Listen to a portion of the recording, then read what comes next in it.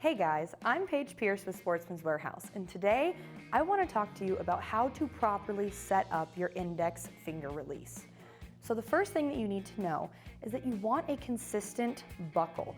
If you have a buckle that every time you Velcro it into a different position or twist it into a different position, it can effectively change your draw length if one time it's very tight on your wrist and the next time it's loose and the release can slide forward. So as you can see here, I have a buckle strap which allows me to put the release in the exact same hole every single time, just like that.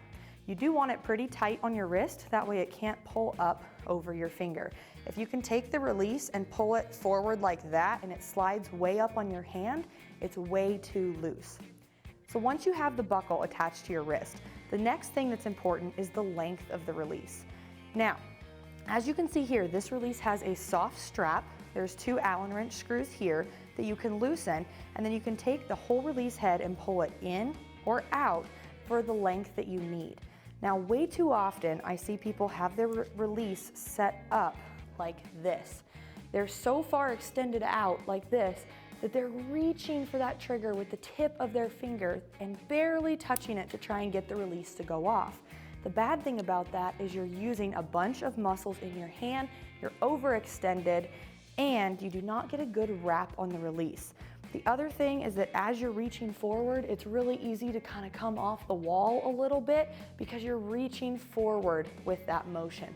What you actually want to do is have your release length set up so your hand is nice and relaxed with your pointer finger hanging over the trigger. So it should look something like that. Again, my hand is in a nice comfortable position. You can see that my finger is in no way extended. My hand is nice and relaxed. I'm gonna have nice solid contact on that trigger. The other thing is that the tip of your finger is very sensitive. There are a lot of sensor receptors, and especially in your pointer finger. So the best thing you can do is at minimum, get the release back here to the first bend of your finger, and that's gonna make you less likely to want to punch the trigger. So as you can see, I'm here, anchor, and I'm nice and relaxed. I'm gonna wrap my finger on that trigger and then go ahead and just pull to execute the shot. So right now, if you have a release that is way too long, you're reaching for that trigger, go ahead and adjust it shorter. Some releases don't adjust, in which case I would definitely recommend you get one that you can customize the exact length to fit you. If this is something that you are looking for, feel free to head into your local Sportsman's Warehouse and they will be able to get you set up with something that fits you exactly.